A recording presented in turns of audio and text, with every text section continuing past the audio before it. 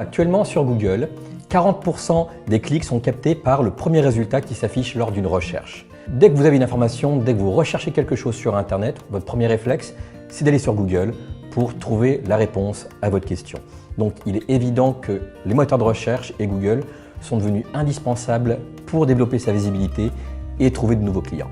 Le référencement naturel concerne en fait toute la recherche qui se fait sur Google, Bing ou Yahoo.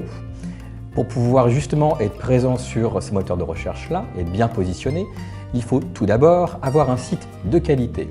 Ça veut dire qu'il faut mettre ce qu'on appelle des métadonnées, des mots-clés aux bons endroits, dans le titre de la page, dans la description de la page, dans le titre des articles, etc.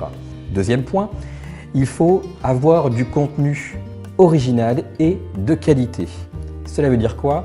Avoir un texte long, idéalement 1800 mots. 1800 mots, c'est le nombre de mots où le référencement est le plus qualitatif. Il ne faut pas copier du contenu sur d'autres sites. Pourquoi? Parce que Google va détecter que vous avez copié ce contenu-là et va vous pénaliser. D'accord? Et enfin, il faut multiplier les formes de contenu. Il y a du texte, il y a aussi de l'image, de la vidéo, du son, etc. Il faut varier, je dirais, les plaisirs, parce que c'est comme ça qu'on peut aussi intéresser l'internaute. Enfin, les liens.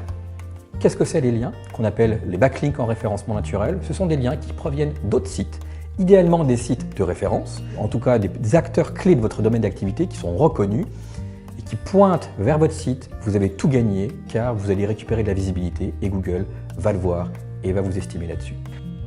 Grâce à leur régie publicitaire comme Google AdSense, vous pouvez mettre en avant des annonces sur votre activité.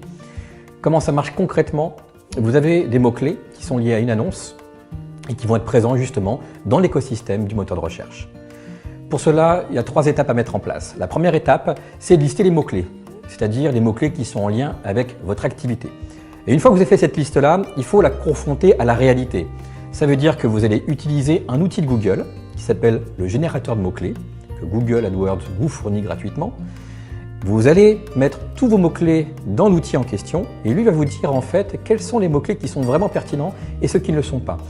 Ensuite, vous allez justement terminer par ce côté quelle est la bonne campagne publicitaire. Ça veut dire que vous allez estimer votre campagne publicitaire. Je vous rappelle que Google AdWords fonctionne d'une manière très simple, fonctionne aux enchères. Ça veut dire que vous allez mettre 1 € pour une annonce, c'est-à-dire au clic. À chaque fois que quelqu'un va cliquer, vous allez dépenser 1 €. Et peut-être que votre concurrent, lui, va mettre 2 €, 2,50 €, 3 €.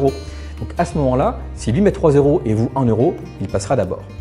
Donc, pour vérifier que votre campagne fonctionne bien, il faut faire attention au taux de clic.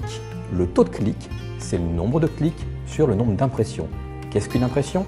C'est la fois où la publicité s'affiche, mais qu'on ne clique pas dessus. Donc, quand vous avez un taux de clic élevé, ça veut dire que vous avez beaucoup de clics pour un nombre d'impressions bien spécifique. En tout cas, le référencement naturel et le référencement payant sont 2 outils à travailler ensemble. Le premier, c'est du contenu, de la qualité, à travailler sur le temps. L'autre, par contre, c'est un outil payant certes, mais qui vous permet d'avoir une visibilité rapide. Les deux se travaillent ensemble.